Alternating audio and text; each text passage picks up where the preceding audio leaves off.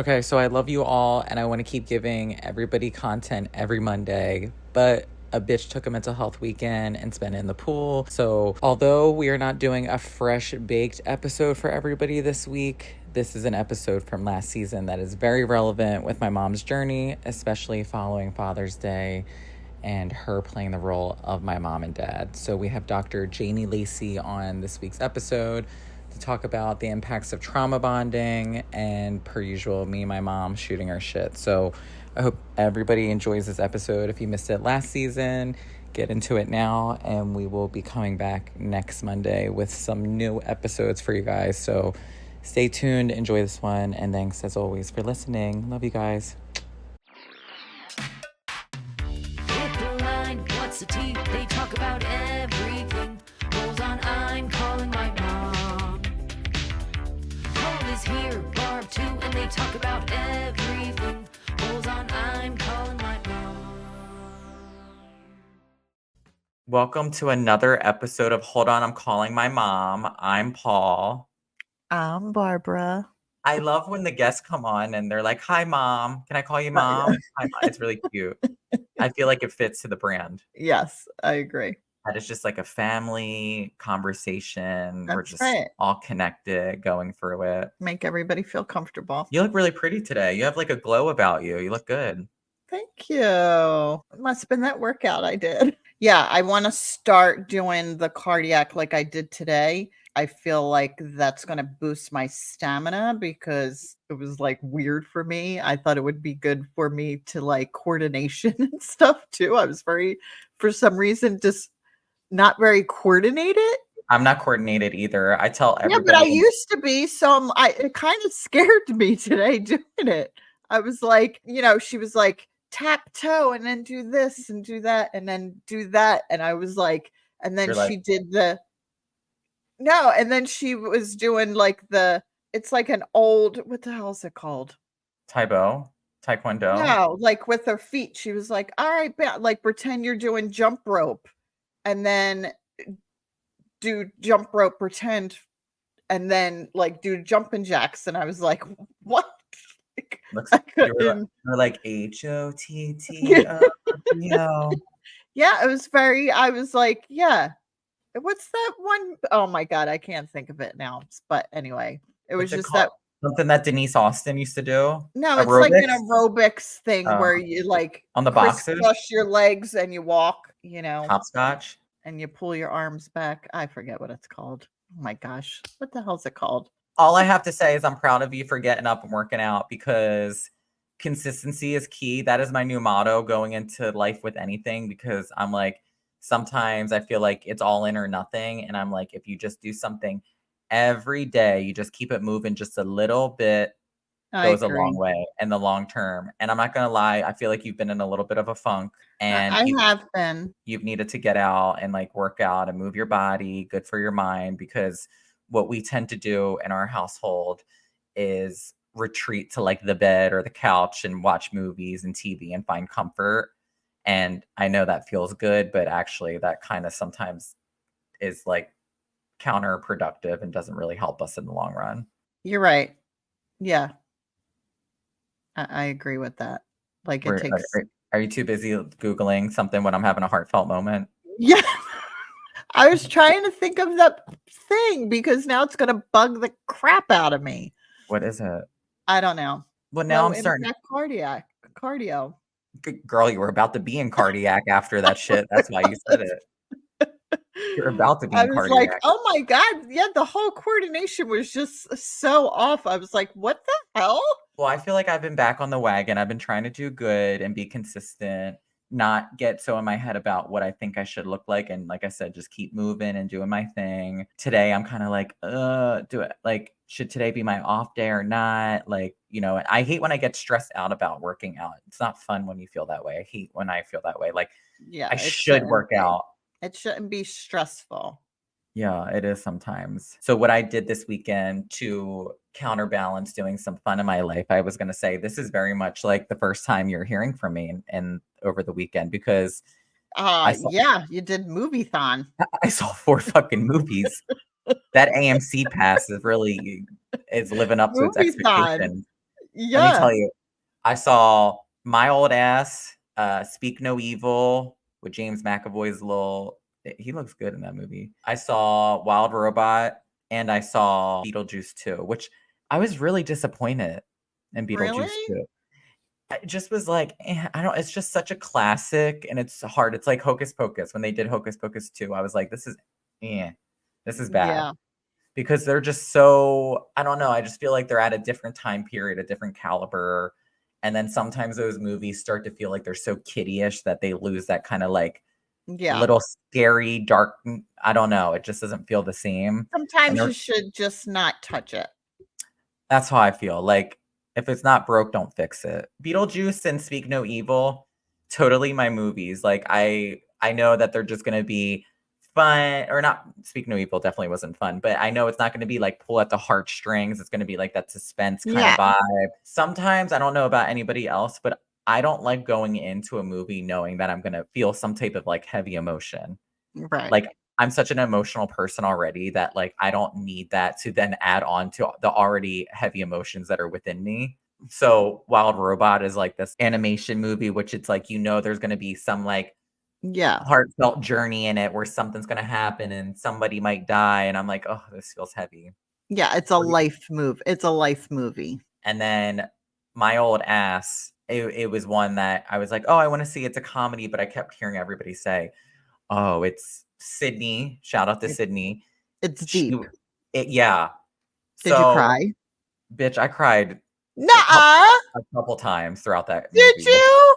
Yeah, but I was, like, all in Like, the back. cry, or did you hold it No, up? I just, like, didn't wipe my face because I was all the way in the corner, and I didn't want anyone to see because I was like, "Let me have my moment." And they just would start coming down on both sides, and, we went it was me, Jordy, and Carlo, and, like, after the movie, we, like, all because Carlo had to sit next to this guy who was hacking the whole Shout out time. Carlo. Yeah, shout out Carlo. His ass better be listening to this episode. That's right. And he's like, "Oh my god, I was doing the ugly sobbing." Jordy got emotional. You were, or Carlo said it? Carlo said that. Was Jordy emotional Yeah, too? Jordy, like Jordy leaned over and like held my hand. Um, Aw. Oh, I you're gonna know. make me cry. And it was weird because I was like, I should probably go see these movies and just do it because I haven't cried in a really long time. Like, I don't know Yeah. about you. I mean, you probably did the other day or today right now, but No, I I agree. I agree. I was thinking, I was like, "Damn, like, I haven't cried," which is surprising to me because I usually have the moments where it's like I think about I don't know, I'll, like, cry sometimes if I look through, like, a memory on my phone or if I, like, think about you, how much I love you, or, like, bread or, like, my life or something like that, but I actually haven't had it, which is a good thing because That's a good sometimes thing.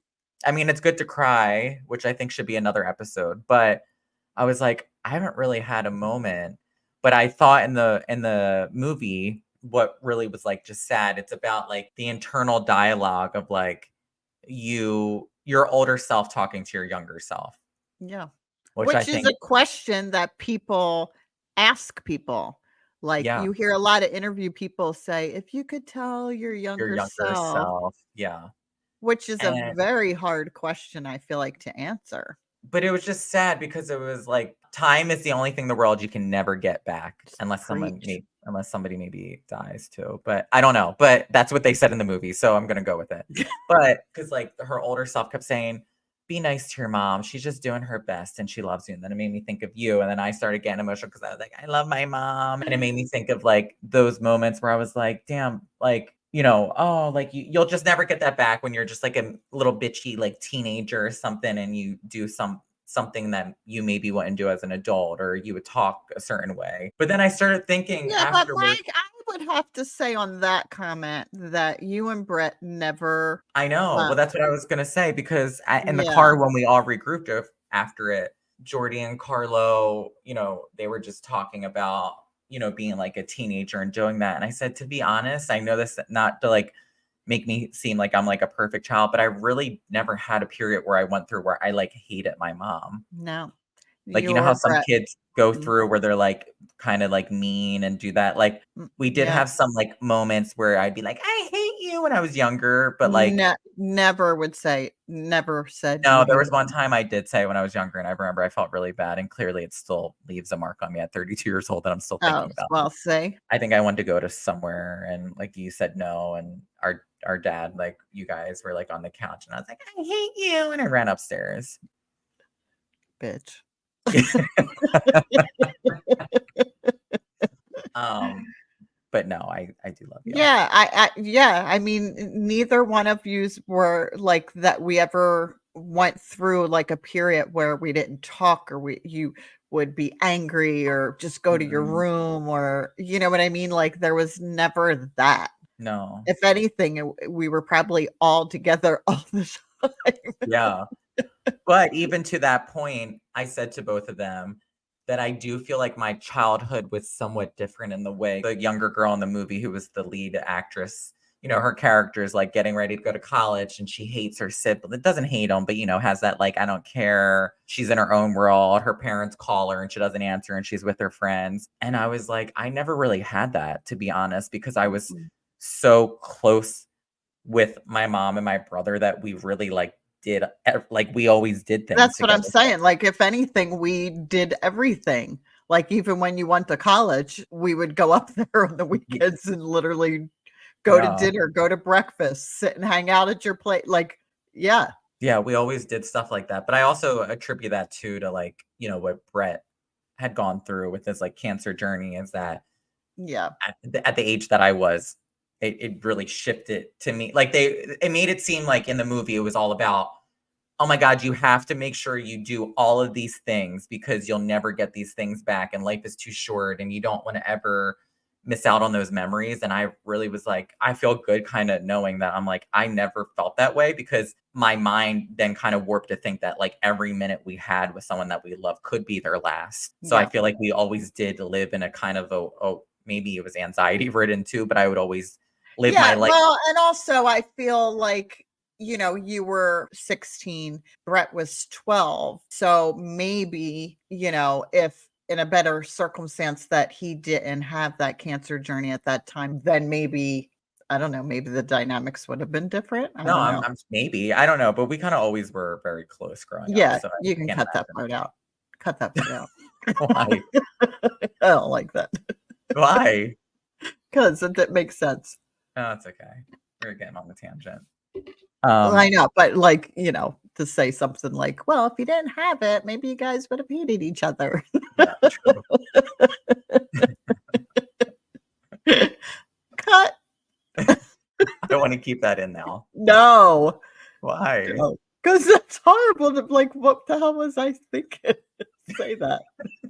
I was trying to make like a point of something, and then as I'm bringing, I'm like, oh yeah, if you didn't have cancer, you guys would have hated each other. It's all right. You're still in delirium after your aerobics workout today, so it's all right. Your brain's not functioning correctly. What a bonding moment, though, to have with your friends and your boyfriend to watch a movie like that and then go into and then afterwards be able to discuss it. I know. Like that's really, you know what I mean? Yeah, that's very touching. Like what a bonding moment for people to have. Right. I know. It was nice to be able to do that. Well, I was like, I love that. That your friend was able to talk about something. Jordy was able to talk about something like Wyatt.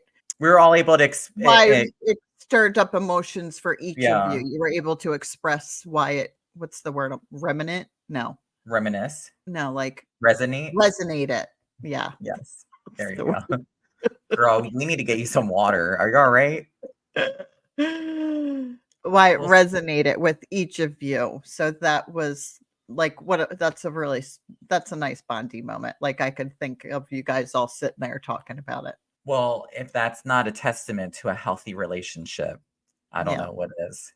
Right? Which I'm sure we can dive into with Dr. Janie, who is going to be joining us today. Dr. Janie Lacy. She is a trauma relationship expert. People may know her and be familiar with her work on 90 Days, The Last Resort. She's created such a space and platform really talking about signs of knowing, hey, is a relationship not healthy, red flags, toxic relationships, which I'm sure so many people can resonate with and understand. And I think, anybody would be lying if they said at some point in their life they weren't in a relationship where it may have been toxic or it was a toxic relationship. Right. With that being said, let's welcome Dr. Janie. Hi, Paul. Hi, Mom. Hi. Hey, so happy to be here. My mom, I know she's already like stewing with things to talk to you about. Going to dive into toxic signs in relationships, which I know you're an expert. And, I told you, me and my mom have so many questions about this because,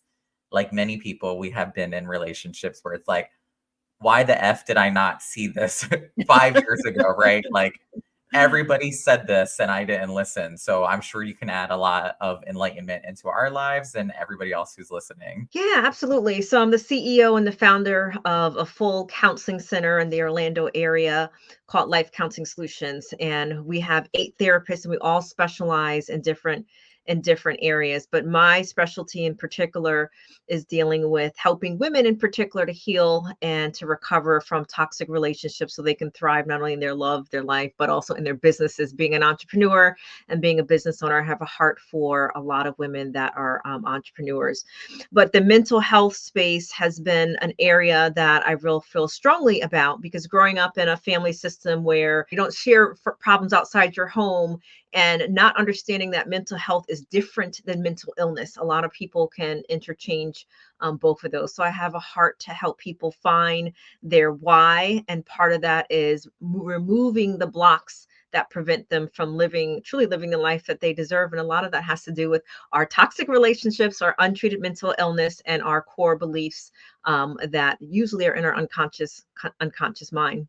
Yeah, we've talked about that on the podcast here where, my mom, not to talk about her age because I know she's not a fan of it, but like that, her generation, particularly very much whatever happens in the household, you keep it in the household, you sweep it under the rug, you don't talk about it.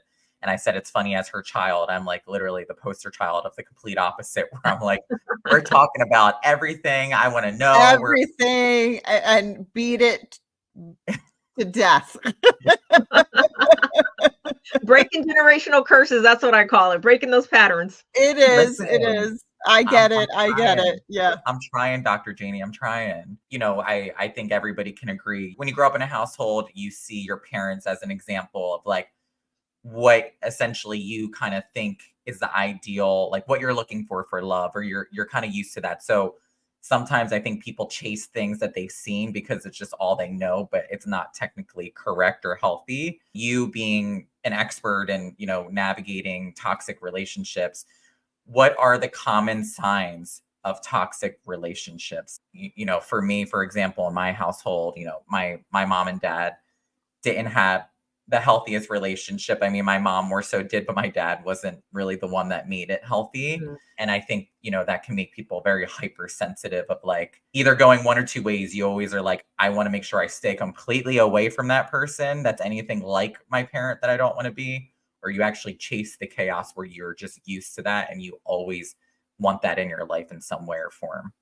Yeah, and that's a good statement, Paul, because sometimes people think, as you said, that they're running from the what they've seen. But sometimes what I also find is that if we don't understand what we're running to, we can create the very thing that we think we're running from.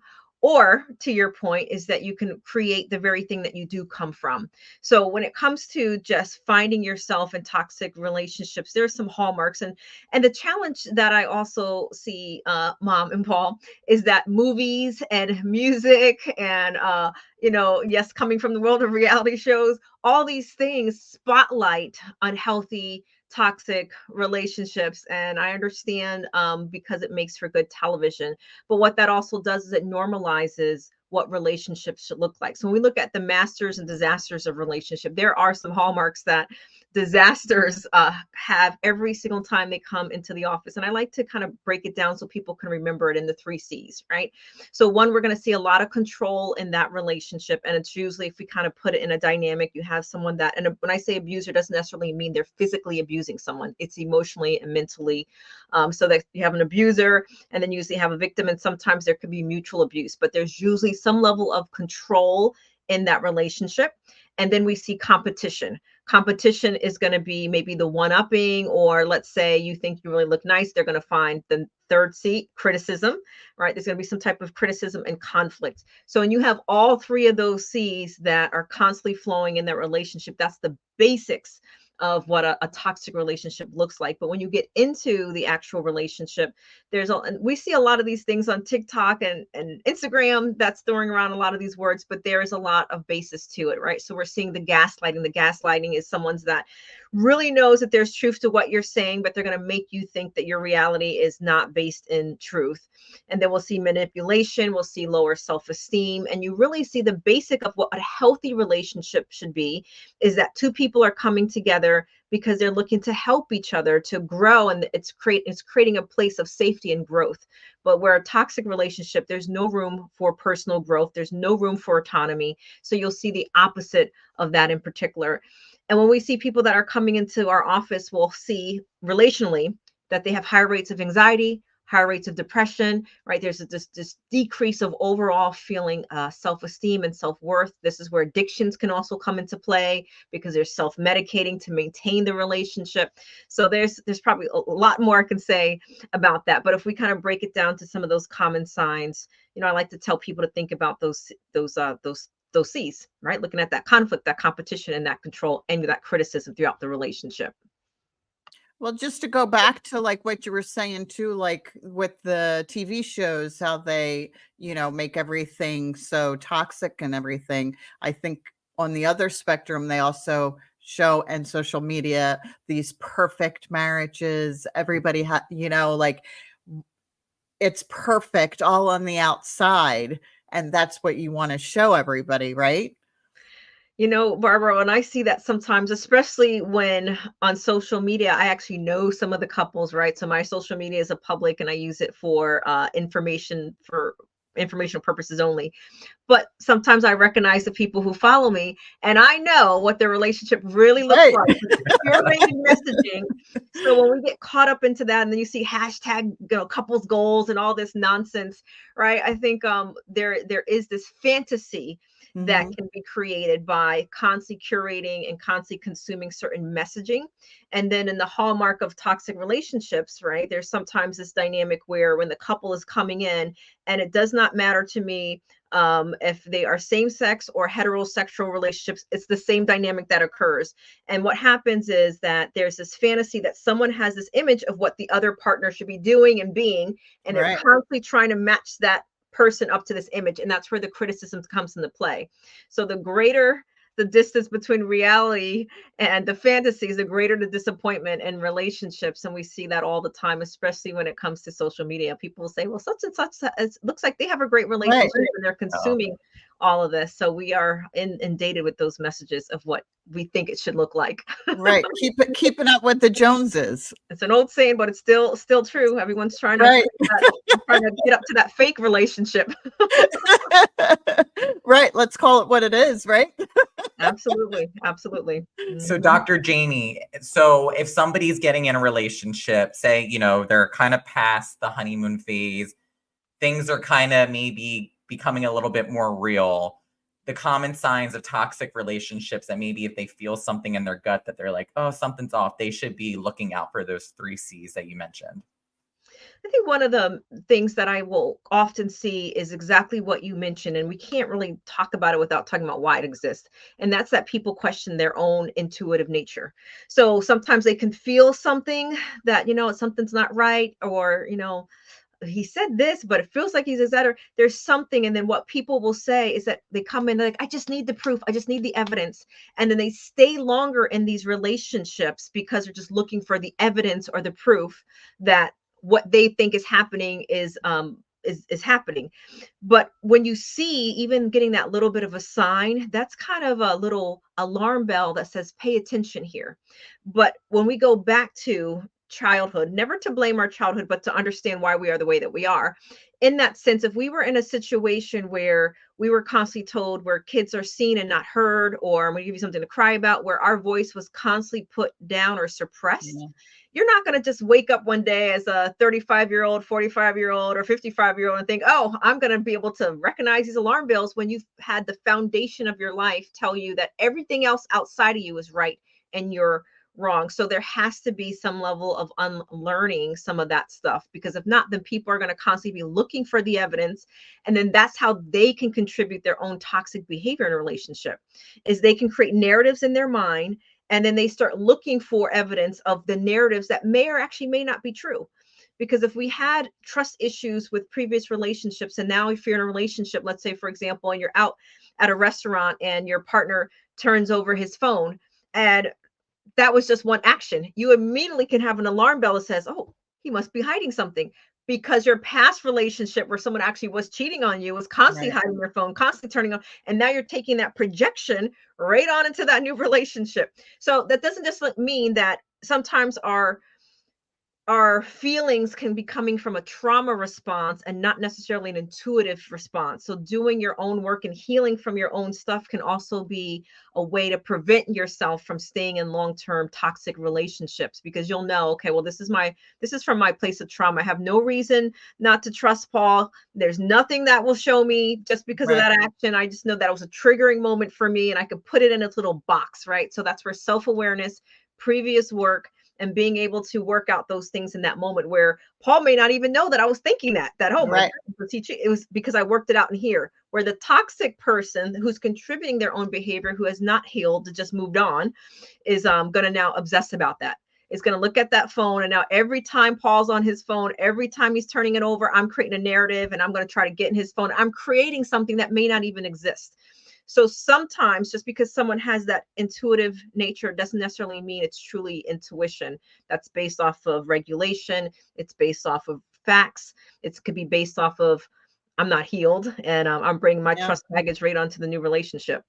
Yeah. That's interesting that you said that, because when you mentioned originally the 3 C's, you mentioned competition, competitiveness. That's one that kind of stands out to me in a previous relationship that I was in, where it was like, no matter what I did, whether it was like, somebody thought I was attractive or something in my career, instead of being like a hype person and being like, oh, my significant other is attractive, instead of feeling good about what you just accomplished, it turned into a conversation of making them feel better. Is that what you're saying? Yeah. Yeah, there you go. And that's one of the signs, is that you're thinking to yourself inside, well, this should be something that they should be happy about. Or let's say that Paul was to bring home something that he was excited about with work, or got some promotion that they can, the surface, be excited about, but later find out it could be an underhanded criticism. It can be, well, I think you should have deserved that probably about a year ago. And you're kind of thinking, well, I think it sounds like a compliment, but is it really like these backhanded type things? That's also how competition can show up in relationships. That backhanded. Yeah. Mm-hmm. If I'm in a relationship, if I'm feeling not the best about myself and someone says my significant other is attractive or they look good, I'm like, yeah, like, you want to be your significant other's biggest hype person. Like, that's how I view it. Because to me, I'm like, why would you not? So that was like a very weird thing to always navigate, because I was like, damn, I'm feeling good about myself. And now it's like, I kind of have to make this person feel better for something that I should feel good about, You start making yourself smaller over time. And that's what happens in a toxic relationship, because then you start holding back. And that's how you make yourself smaller and smaller. And that's how people get into these relationships where then they get trauma bonded. It's then hard to leave, because they lose their sense of worth. They lose their sense of self-esteem, because you're constantly suppressing to try to make someone else happy, or to consider the other person.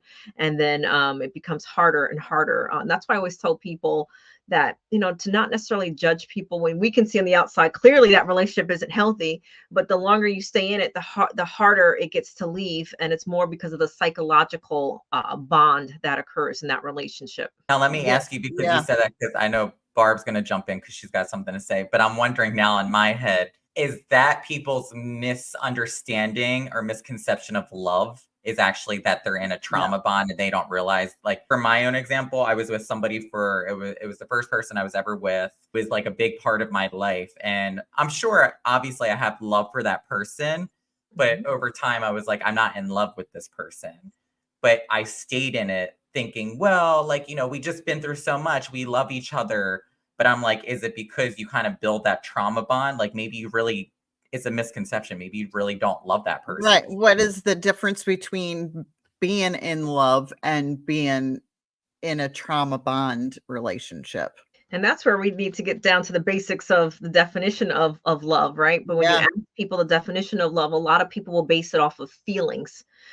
And feelings is not necessarily love, right? It's also going to be defined by respect, by care, by kindness, right? By help, right? We can really break down the definition of that. But when we operate from society that I'm in love with that person, what we're feeling is all the chemicals in our body. I mean, that's what you're feeling, like the in love feeling. And that's not made to last, right? That's just made to be attracted to someone. And we can confuse attraction for love. And then what we're talking about as far as the love and staying in relationship, people will tell me all the time, it's because I love that person. No, you're attached to that person. So we kind of look at it from an attachment theory standpoint. Healthy love says, well, I love this person and I truly would like to be in a relationship with them, but I also understand that in order to be in this relationship with this person, I have to give up myself, I have to make myself smaller. I'm constantly self-serving them, and it's toxic in the sense of we're criticizing, we're not growing this relationship, so I can walk away. Someone who's attached from an anxious standpoint has a fear of abandonment. So when that person, they start getting into these toxic type dynamics, what I'll see a common way people respond to that is fawning. Fawning is basically they become people pleasing. Well, maybe if we have more sex, maybe if I'm cooking more, maybe if I don't, offer. So you're constantly trying to change yourself and mold yourself, and I call pretzel yourself, to try to meet that other person's demand. And that's going to be an empty well. But Right, because it's never ending. It's never to their expectations. The goalposts will continue to move. Yeah. But that's why people will stay, because they're attached, and that's not love. That's from the attachment basis, which usually happens from childhood. The dominant ones we'll see is an avoidant and an anxious, and that's the dynamic that will normally be attracted to each other. The avoidant seems very present in the beginning, which is why the anxious person gets confused. The avoidant comes on very strong. I tend to think of the movie Gone Girl, where Ben Affleck's character in the beginning of Amy, like they're meeting in a bar for the first time, and he says to her, well, I'm the one that's going to come save you. And she falls in love with him at that time. And we know from that movie, in that book, that they had a toxic relationship. Yeah. But people, Just a little. just a little bit. But Ben Affleck's character, I think his name was Nick in there. He's an avoidant, right? But people, I use that example because he came on so strong in the beginning. So people like the anxious person, they love that because the intensity of it. But then there's like the bait and switch. The anxious person is constantly chasing the avoidant because it's like a come here, go away.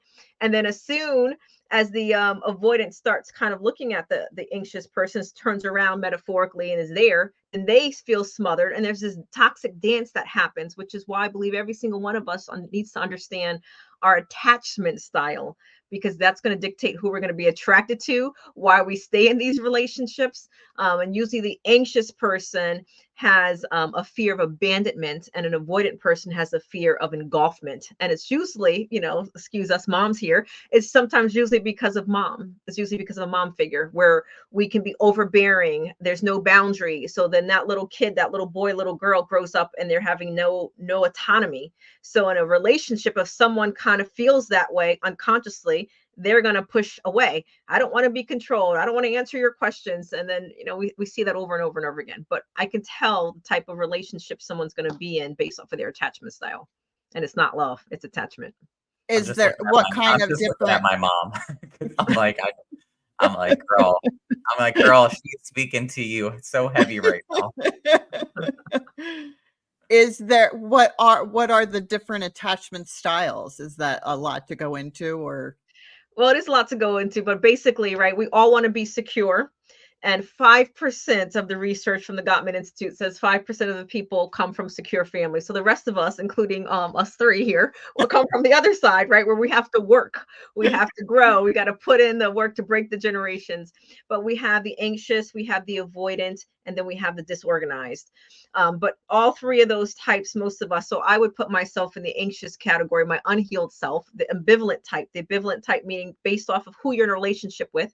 You can be an avoidant or you can be an anxious. right? So it's kind of like the hokey pokey dance, but doing the work to get to a secure place takes 3 pillars is what I would talk about. And I did my TEDx talk actually on that, but where we're doing our mind, our body work, our mind work, and our inner child work.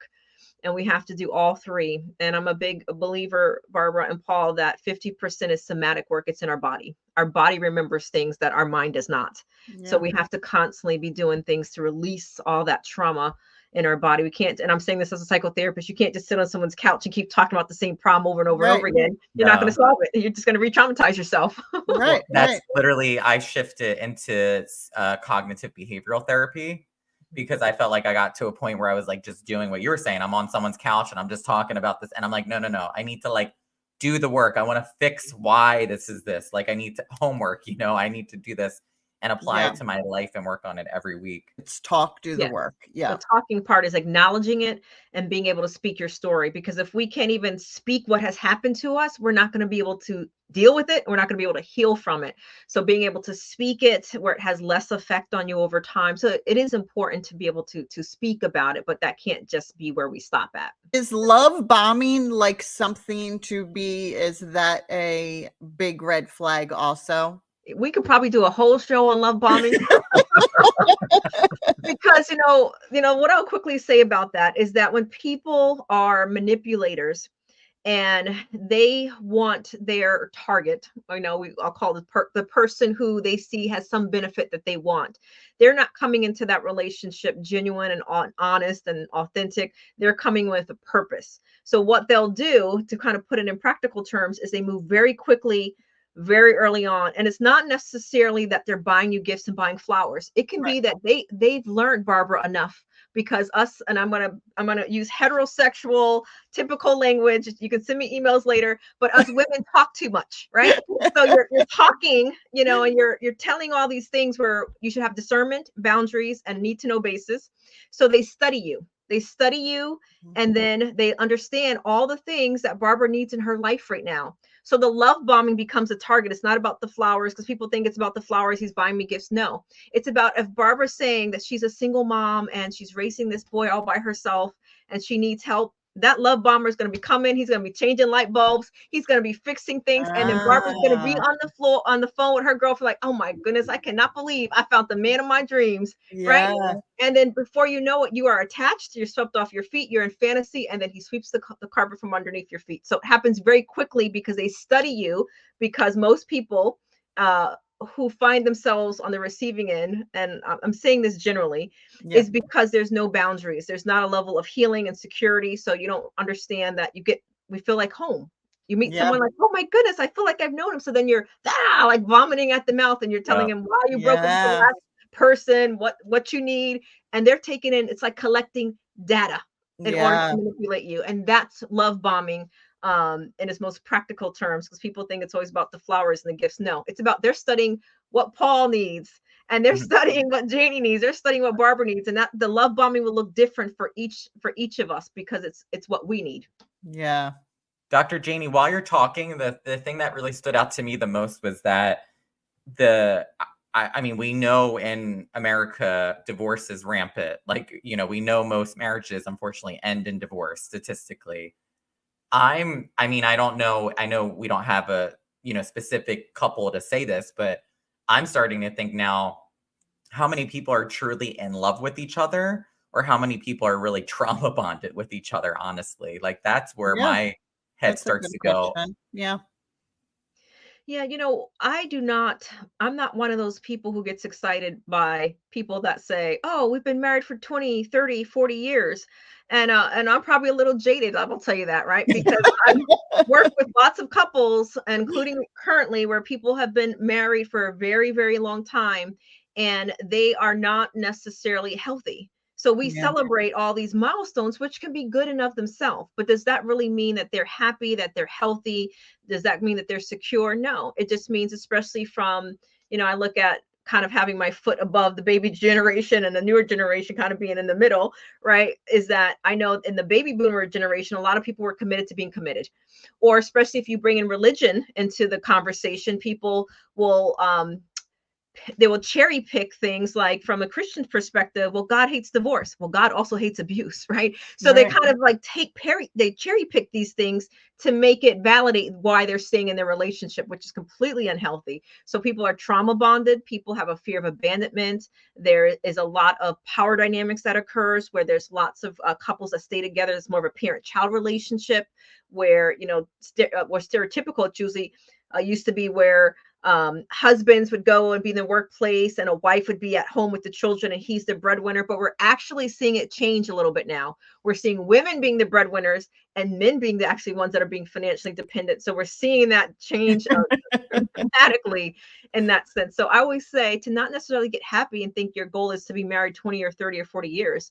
It's to be happy and healthy in your own skin, and you find a partner who brings out the best in you and you can bring out the best in that person.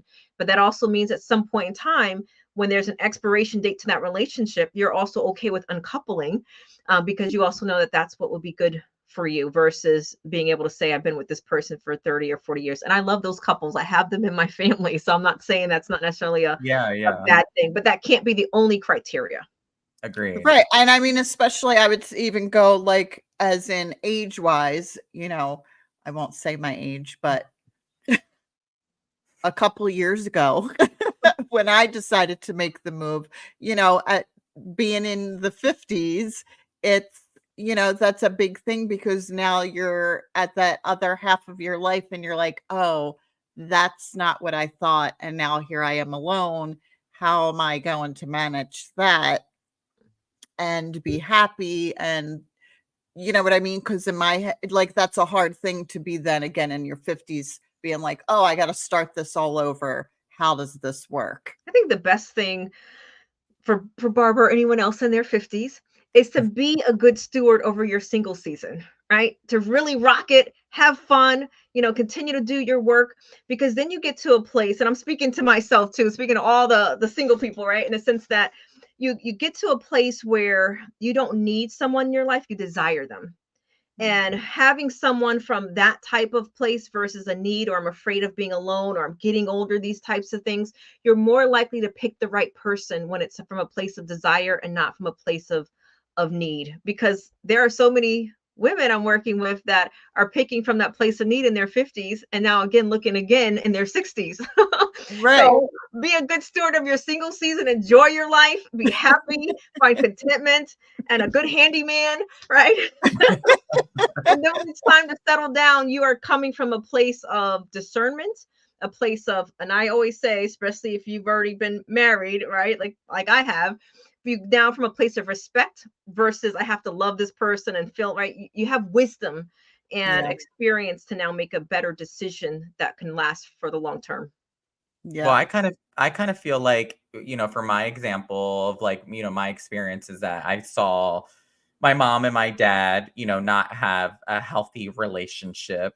And, I got into a relationship. I came out, right before I like went into this really long term with this relationship. And I kind of had that idea, well, you kind of just always take the good and the bad with the person, like kind of what I saw in my mom and my dad. You just stick around with someone's bad behavior because you're committed to them.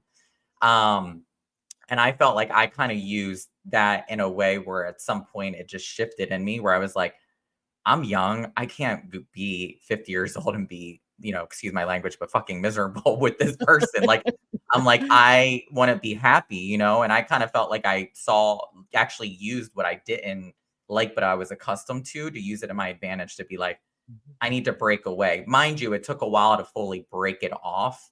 It was like this kind of, like little parts it chipped away at, but it eventually happened. But as you're talking too, I start to think, I think the scariest thing for most people is to really get away from that person, because you just share memories with that person. Yes. And you build like a life with them. But I think from what you're saying and what I'm taking away is like, you have to learn to separate the memories, the good times, but like that shouldn't override all the unfortunate tears, heartbreaks, and like trials and tribulations that you're enduring.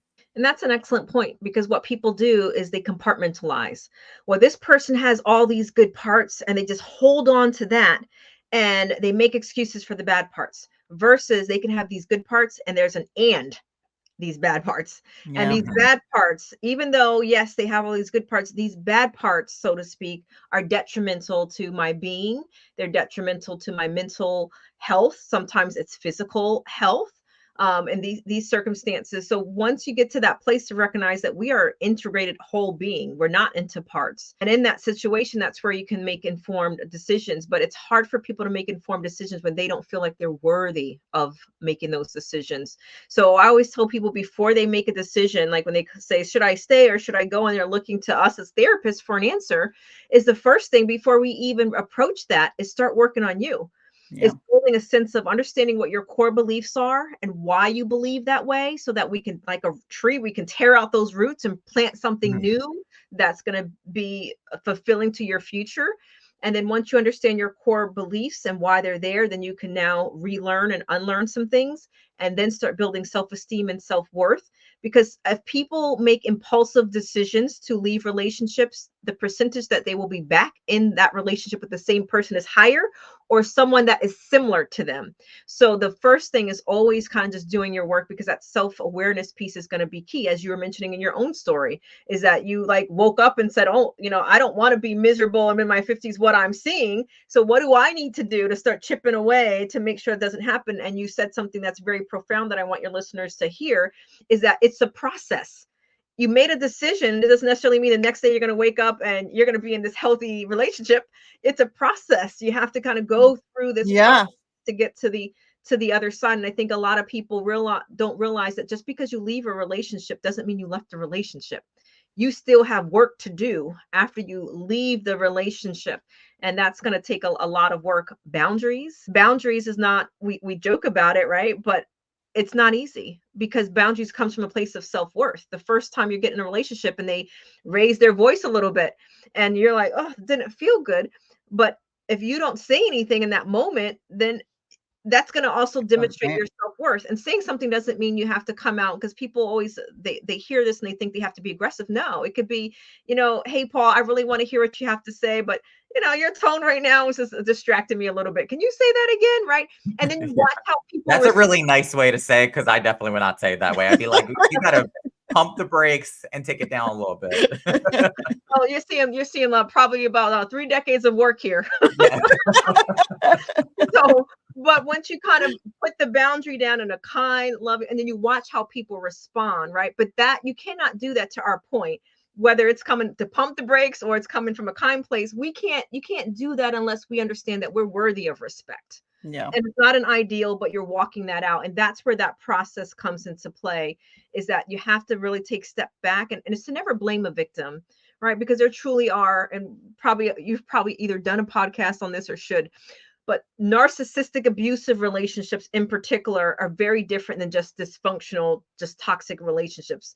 Narcissistic abusive relationships are toxic, but not every toxic relationship is a narcissistic abusive relationship. But those relationships are the hardest for people to leave, because they can come to therapists or they can come to podcasts and they're hearing information that can relate to healthy people that do not have personality disorders. And you can't slap that on a narcissistic abusive relationship and think it's going to work, which is why people then start, well, maybe we need to learn how to communicate. Maybe we need to do these other things. It doesn't work when you're dealing with someone that has we have NPD, narcissistic personality disorder. And then we have those that have high narcissistic traits. So if they have high narcissistic traits or personality disorder, these conversations, as far as having boundaries, communicating, doesn't work in those dynamics. So I want to make that clear, because I get conversations and questions all the time. And when I look at their relationship, I can clearly see that there is other things going on versus just some toxic traits that are happening in the relationship. They have to get help. We went to therapy. Well, he went to therapy. It wound up becoming, the therapist wanted to see us together, to that he walked out and I was there. Like he walked out of, it was his therapist. That wanted sounds me about there. right. Sounds about right. Yep, but that's control, right? So those that are listening, that is an example of someone gets upset and I got to leave, or or they're walking out on a conversation, you're in home. When they're leaving, that's them taking control. And it's usually the person that's left is usually has the abandonment issues, because you're thinking, well, maybe I shouldn't have said that, or you're replaying and blaming yourself. And the whole time, that person you cannot change, right? Because those going to be those dynamics, especially if they had any level of narcissistic tendencies. They're going to make you think you're crazy, or you're too sensitive. Why do you keep bringing this up again? Why can't you get over it? You can't forgive me, right? All that type of stuff. Yeah, pretty much. You kind of nailed that one. I was going to say, that spoke to me. But let me ask you, Dr. Janie. So, somebody's feeling all of these things. They have that gut intuitive, feeling like I did, my mom did at one point. Instead of them waiting maybe all this time, and I don't think maybe any time is wasted. It's all a learning experience, but maybe to help somebody get out a little bit sooner of this toxic relationship, what are your biggest tips or suggestion to be like, here's how to maybe start moving the needle and getting this going, as opposed to, feeling that and not doing anything about it for years? Absolutely. The very first step is they have to just acknowledge that they're in a toxic relationship. They have to acknowledge what is the reality, because we like to, and I'm saying we, those that have experience in toxic relationships, like to stick their head in the sand. So you have to be in a place where you can acknowledge the pain and the trauma, and that this is what it is. This is what it is. Not trying to excuse it away, not trying to do anything. The first part is acknowledgement. And then the second part, especially if it's a long-term, if it's even over a year, is they have to get some type of help. And I'm not saying this is from a therapist, but I just know those that have been successful have had help along the way. So that can be therapy, that can be coaching. Get someone on the process that understands toxic relationships and unhealthy versus healthy, and also has personal experience in that, right? Because you need someone that can really give you the guidance to move through it, because it's healing is not linear. It's going to be like a zigzag. So you need someone that can help you with compassion, self-forgiveness, and self-care in that process. And as you can hear me, my response is not even getting to a place of leaving yet.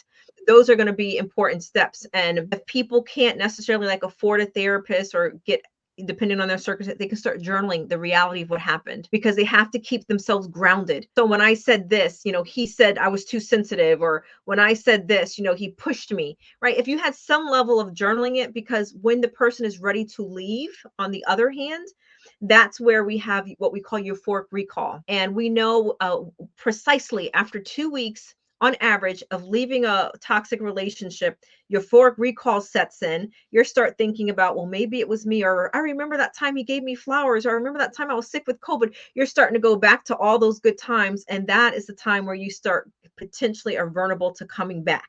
So journaling on the process, because in that moment, we have you going back and reading why you left. You have to stay grounded into that reality. Yeah. Most people who have successfully left with not a lot of attempts, they've had it documented to keep them grounded when they were going back to the flowers and the lovemaking and all the euphoric recall of the things that were happening. So self-care is going to be important. Having a community is going to be important. And then depending on people's situations financially, separating, getting your emergency funds, start getting your affairs in order. And these are things that need to happen before you even leave. And the reason why I say that's important is because when you leave, you're going to be so emotionally triggered, trauma. So doing all this other stuff is just going to cause more confusion. So getting your ducks in a row, which you should anyway, financially, thinking about your career, getting community support, getting potential therapy, journaling, doing things of self-care, all of that stuff is going to help. So on the other side, when you actually make the decision to leave, it's not an impulsive decision. Most people leave toxic relationships impulsively. They scorch the earth. It's called reactive abuse. You get to a place where you just had enough. You're taking, and then it could just be one thing. And then you're like, I am done. I am not dealing with this anymore. And then you scorch the earth and you're making an impulsive decision to leave. You're grabbing stuff. That person's going to return to that relationship, because now they're going to think, I did. I'm thinking your story. As you're going, I'm like, check. I left for a year and I went right back. Yep. And we can predict that, because most people yes, to me though, I didn't predict that. I was like, I'm done. And then, like you said, 2 weeks later, I was like, well, of course you didn't predict it. I'm like, girl, you got Dr. Janie, who's got the doctoral degree to say, I knew that was going to happen. That's why you kind of just validated me for the first time. So thank you. Yeah, absolutely. And have compassion for yourself. because Yeah. believe me, Miss Barbara, you are not the only one. That's why we know. So that's why I'm saying it has to be a planned, methodical. You're doing the work before you even make a decision, because when we scorch the earth, we will be back with our tail between our legs. And even though you may have been the one being abused, you're going to be the one apologizing, right? So that's where the shame comes into play. When there are certain things that keeps people in toxic relationships, the shame, there's guilt, there's pity, right? So all these types of things that are self-felt push you right back into the arms of the person who could never love you the way that you deserve to be loved, and all of those types of things. So before someone is even thinking about leaving, they're in a relationship right now and they're saying, I know this relationship isn't healthy for me. Start just doing one step at a time. Start Yeah. journaling, get a therapist, start documenting certain things, start looking at your finances. If you were to move out in 6 months, what would be the possibility? Just start thinking about it without making any decisions at all, because you're more likely to be set up for success if you do all of those things before you make a decision. I Yeah. second that. We Yeah, learn from and- experience. You have the credentials, but I'm just seconding that. But that was really Barb's big. I remember her leading up to it was definitely about like, am I going to be okay? Am I going to be able to support myself? How am I going to live in a life different than what I'm used to? And I think that's like what you're saying, Dr. Janie, a lot of women or people Well, in general. Yeah, and I was very young. We were together at 15, Hmm. and I did not leave till I was 50. So So that a trauma bond and attachment was strong. It was strong. yeah, like once we met, that was it. We were never apart. That was just And Yeah. sometimes those relationships are the ones that we celebrate 30 or 40 or 50 years. But the time that they got attached, they got together, there's usually some hallmarks we'll see. Sometimes it's to escape home life. And then sometimes it's to kind of think that you're in love when we don't even know who we are at 15, 18, Yeah. 25, right? We don't even know who we are, but yet, we think we found, and that's why I do not like these terms, Paul. Twin flames, the love of my life, my soulmate. No, you may find 5 soulmates in your life. It's not just find one. But we get so grained on these beliefs, and that keeps Yeah. so many people stuck and trying to fix and build a bear, the IKEA effect. You're trying to build them to be what you want. I mean, Or think you can change them. yes. The magical thinking. You have the power. If you love them, sex them, have Yeah. food, twist yourself. I can change them. I'm everything they need. I can do it. Yeah, you become their god. For people who really believe like, hey, this person I'm seeing all the signs, they're so toxic. I think everybody has hope that you want to salvage your relationship, your marriage. There's something there that you can make it work. Are there people who just, unfortunately, are just toxic relationship daters or marriages that just bought from marriage that are just toxic, and that's just who they are? They're never going to change. Yes. And I'll tell you what people can look out for. But even though we know that, it's still hard when we love someone, we're in a relationship with them. So I have a lot of compassion for people when I say this. But if someone truly has higher narcissistic traits, covert, you probably need to do a show on this, really. But the covert narcissists are the ones that go under the radar, because we think about narcissists, we think of the grandiose, that they're coming in and we know that they're coming. No. It's the covert narcissists who go below the radar, people trying to constantly change them because there's these good parts to them. So, if you're looking anywhere on the narcissistic spectrum, I'm talking about high traits, personality disorder, the likelihood that that person will change is going to be low to no. But a hallmark that you can kind of test any relationship in, especially if someone's listening right now, is if your partner has the ability to be flexible and have a growth mindset. If there is consistent evidence that they can be flexible, and I'll tell you what that means in a minute, and a growth mindset, meaning they're constantly trying to evolve, they're trying to be better, they're going to lean into Paul, they're going to lean into Barb, and tell me more about your feelings. That's where the flexibility comes into play, because that means that I can hold the discomfort of feeling like you're giving me feedback about me and it feels prickly, but I can expand myself to hold that discomfort, to lean into what you're saying. I'm not going to shut down. I'm not going to Darvo, we all know what Darvo means. I'm going to defend. I'm going to attack you, and then I'm going to reverse it. And next thing you know, you're defending, when you're the one that brought me the problem, right? That's hallmark of abusive relationship. But when you kind of think about flexibility, the person is not going to do that. They're like, well, I don't see it that way, Barb, but I really want to hear your point of view. Right. So they have flexibility, and a growth mindset means that, you know what? I'm getting a little upset right now, but I'm going to think about that. And let's come back tomorrow. I'm going to talk about it. Right. So that also means they have a growth mindset, because they're not just shutting it down. They're going to lean in. So if your relationship has any of those things, there's flexibility and there's a lean into personal growth and personal responsibility. Everything else pretty much, I believe, and I'm making a very broad sweep here, can be worked through. Well, that's hope. That's a good way to, that's a good thought. That's a good way to go out on a bang, right? A positive note. That's positive. Yeah, Absolutely. People can change, but they have to be flexible, and they have to have accountability and self-reflection in order to take the journey of personal growth. 100%. I heard a statement, which a perfect way is you can't change what you don't acknowledge. There you go. 100%. Yeah. I'm endorsing it, Barb. I was going to say, you got Dr. Janie's approval on this. So that means that, see, look, Barb's already enlightened Dr. Janie. You gave her some wisdom. She's ready to go. That's right. Give me the invitation to the wedding. Yeah. I don't know if that's ever happening again. See, we always say that when we're unhealed. Hello. All right. Okay.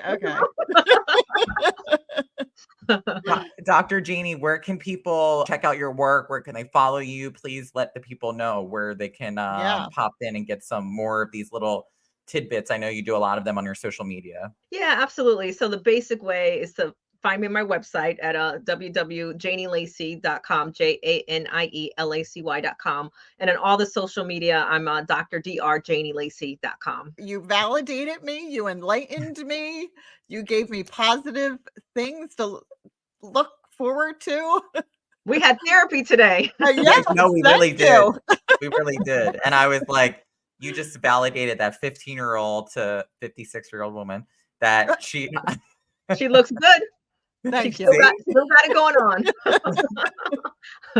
And that means a lot. So I said I knew if anybody, including myself, my mom, was going to get a lot out of this. So thank you for lending your voice and coming on here and joining us. Thank you.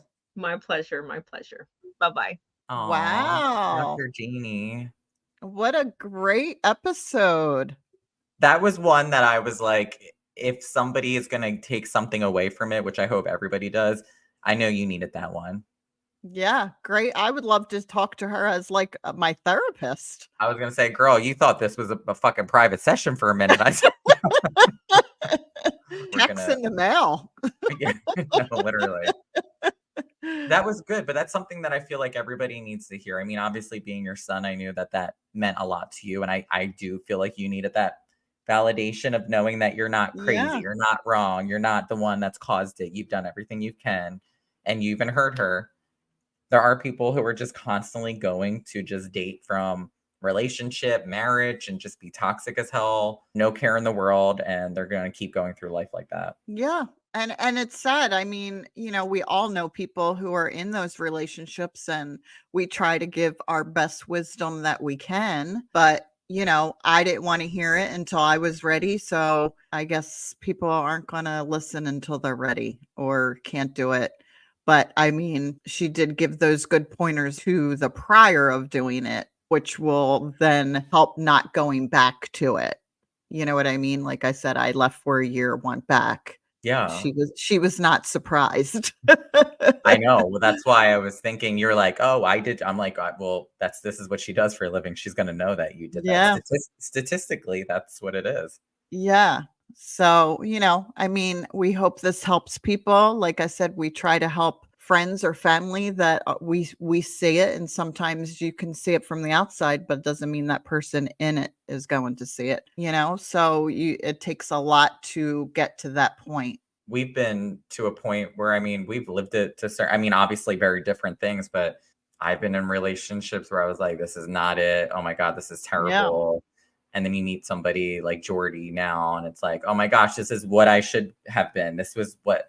So that's why it's like shitty, because you have to go through those really unfortunate situations, but then it makes you very grateful and appreciative for what you do have when you have somebody who's healthy and you guys work on it and you apologize and you don't like want to hurt the other person and you're mindful of that. So I Yeah. mean, it is a And I learning. also think with you being younger, and younger people to go through that.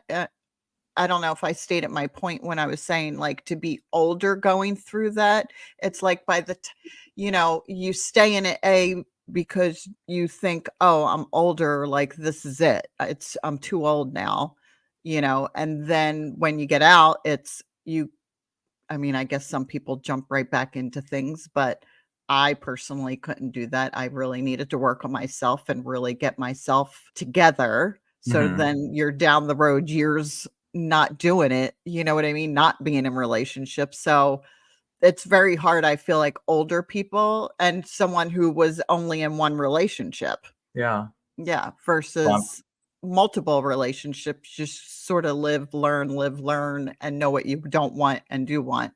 I think you lived, learned a lot in that relationship. So I mean, I think you took a lot out Yeah. of it. Yeah. And this period of your in between where we're trying to, build you back up again is that you got to do the self work. Like she said, you got to learn who you are. You got to understand yourself. So I think that's really a crucial part of that. And I think that's what you're Yeah, I doing, agree. day by Yeah. day, baby, day by day. It is. And It's you a want that whole tricky episode story. without trying to tell your age and I out at you at the end. Well, thank you everybody for listening to this week's episode of Hold On, I'm Calling My Mom podcast. As always, thank you for listening, tuning in, supporting, sharing. Please keep at it. Follow us on Instagram, TikTok, Facebook at Hold On, I'm Calling My Mom. Email us with any reviews or statements, comments. You want to just give us a shout out, tell us you love us, make us feel good during the week. Shoot us an email at Hold On, I'm Calling My Mom podcast at gmail.com. We need the validation. Subscribe to us on For YouTube. real.